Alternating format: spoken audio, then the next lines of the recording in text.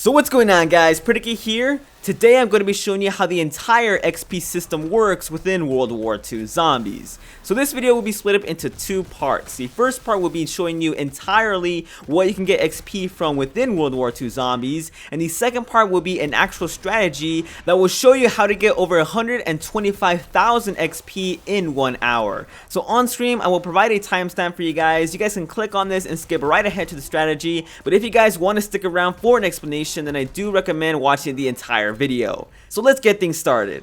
Now, the Infinite Warfare Zombies XP system wasn't really explored or known by many people because not many people played that game mode, so I'm going to be comparing this to Black Ops 3 Zombies. Now, if you have played World War II Zombies, you will know that it is incredibly difficult, at least compared to Black Ops 3, to gain XP and actually level up. So I'm not entirely sure how the system worked within Black Ops 3, but I assume it was a little bit easier because you did get XP for buying perks, killing multiple zombies, doing parts of the Easter egg and things like that. And it's pretty difficult to compare because within World War II Zombies, you don't get any XP notification, at least on screen, on how many XP you got, for example, opening a door, or for killing a zombie, or for buying a perk. So I had to go in-game and do actual manual testing on almost everything I could get my hands on to see how much XP everything will provide you. So starting off with the most XP you can get from one purchase, you can actually get 400 XP for riding the disposable tubes all the way to the Pack-a-Punch room. Now, the first time is the only time you'll get XP for this. I think they did this so you can't exploit it, so you will get 400 XP, which is a lot, but it would only happen once in the first time you ride the actual tube. Next up, you will get 250 XP for opening doors around the map. Like I said before with the disposable tubes, this was only really useful the first time you do it, but if you have a really long game, there aren't multiple doors you can open as the higher you go in the games, so this is really only useful the first time you're opening up the map in a game. Now, you also get XP for going up in the rounds, and this actually starts only on round 3, and if you reach round 3, you will get an additional 50 XP, and every round thereafter it increases by 50 XP. So on round 5 it's 150, round 6 it's 200 XP, round 7 250 XP, and it goes all the way up until it finally caps off. Now, before we get to the actual XP you get for killing zombies, I do want to list off what you don't get XP for. So you don't get XP for the actual shots you affect to a zombie. So for example, on round 1, I believe it is 4 shots to kill a zombie with the M1911. Now, those 3 shots you previously shoot to weaken the zombie won't provide you any XP. The only XP you will get is the final thing that actually kills the zombie, whether that's a headshot, a knife, or just a body kill with a gun. Anything before that you won't get XP for. You also don't get any XP for buying traps, getting kills with the traps, buying wall weapons, buying the mystery box, doing any of the casual Easter egg steps, or acquiring any of the drops. Those won't get you any XP either. So finally we get to the actual most XP you will acquire in a match, and that is by killing actual zombies. The way this works is if you knife a zombie, you will get 100 XP, which is the most XP you can get for doing anything with a zombie.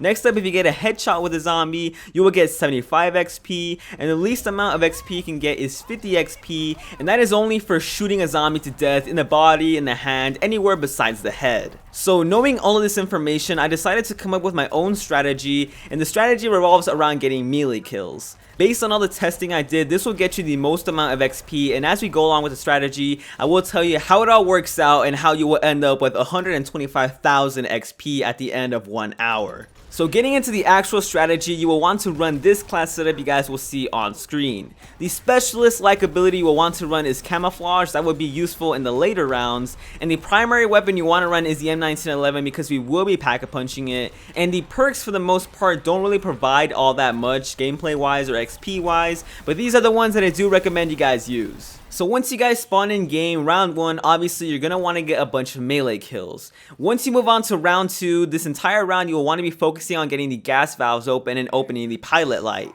You will want to do this during round 2 because the zombies that spawn during the pilot light sequence will be a one knife kill during that round. Now, something I do want to mention here is managing your time correctly. This whole strategy is built on doing things very fast. So during rounds while zombies are spawning, you don't want to be doing objectives, you don't want to be getting pack-a-punch open, you don't want to be opening doors because zombies will spawn slower because you're moving all the way around the map. So to prevent too much time being wasted, you want to open doors and move on to different sections of the map during the 20 seconds when the rounds are switching, as this will prevent a lot of loss of time. Now during round 3 or 4, you will have enough for the Slappy Taffy equivalent perk in World War II Zombies. This is essential because it will make your knife a one-shot kill all the way until round 16.